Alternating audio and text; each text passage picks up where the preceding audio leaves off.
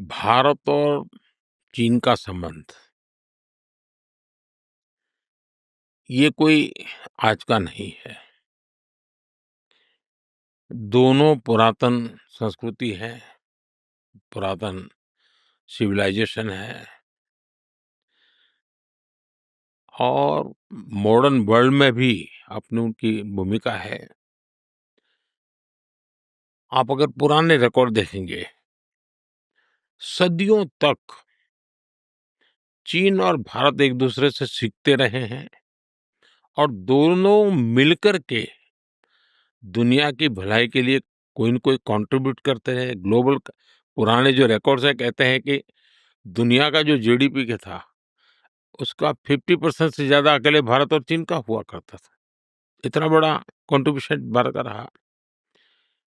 और मैं मानता हूँ कि इतने सशक्त संबंध रहे, इतने गहन सांस्कृतिक संबंध रहे और पहले की सदियों में कोई हमारे बीच में संघर्ष का इतिहास नहीं मिलता है। हमेशा एक-दूसरे से सीखना, एक-दूसरे को जानने का ही रहा है। और बुद्ध का प्रभाव किसी ज़माने में तो चाइना में काफ़ी था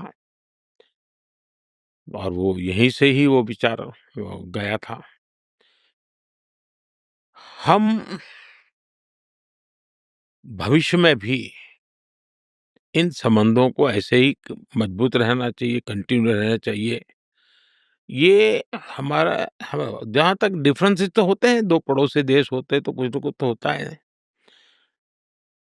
ऑकेजनल डिसएग्रीमेंट भी बहुत स्वाभाविक है, कोई ऐसा तो हर चीज़ नहीं होता, एक परिवार में भी रहता है। लेकिन हमारी कोशिश है कि हमारे जो डिफरेंसेस हैं, डिस्प्यूट में ना बदले, उस दिशा में हमारा प्रयास रहता है।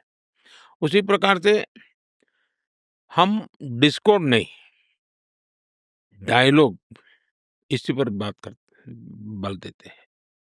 तभी जाकर के एक स्टेबल कोऑपरेटिव रिलेशनशिप और दोनों ही देशों के लिए बेस्ट इंटरेस्ट में है।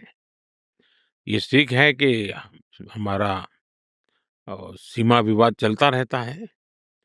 तो 2020 में जो सीमा पर जो घटनाएँ घटी, उसके कारण हमारे बीच स्थितियाँ काफ़ी दूरी की बन गई।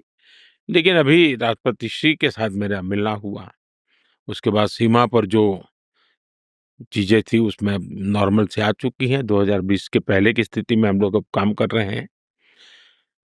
अब धीरे-धीरे वो विश्वास और वो उत्साह और उमंग और ऊर्जा वापिस आ जाए, वो उसको एक थोड़ा समय लगेगा कि बीच में 5 साल का अंतराल गया है। हमारा साथ होना ना सिर्फ बेनिफिशियल है बल्कि ग्लोबल स्टेबिलिटी और प्रॉस्पेरिटी के लिए भी ज़रूरी है। और जब 21वीं सदी एशिया की सदी है, तो हम तो चाहेंगे कि भारत-चीन के बीच में स्पर्धा सब स्वाभाविक है। स्पर्धा कोई गलत चीज़ नहीं है, लेकिन संघर्ष नहीं होना चाहिए।